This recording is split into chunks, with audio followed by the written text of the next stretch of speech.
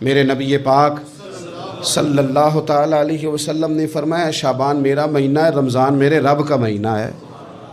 اتنی برکتوں والا مہینہ، اتنی شانوں والا مہینہ ماہ رمضان، آپ نے کچھ باتوں کا بڑا ہی خیال رکھنا ہے۔ ایک تو آپ نے کوشش کرنی ہے نمازیں ذوق کے ساتھ پڑھی جائیں، یعنی ایک ہے کہ اوہ ٹانگیں نہیں اٹھ رہی، اب تراویح کا ٹائم ہو، نہ اس میں کجی ہے، اس میں تھوڑا سا ذوق کی کمزوری ہے۔ اٹھنا ہے تو شوق سے اٹھنا ہے، بھاگ کے اٹھنا ہے۔ آپ نے مسجد کے ساتھ دلچسپی پیدا کرنی ہے، کوشش کرنی ہے مسجد کی صفائی بھی رمضان میں ہمارے ہی سے ہی آئے۔ اپنے اپنے علاقوں کی مساجد کی صفائی، نماز شوق سے پڑھنی ہے، شوق سے۔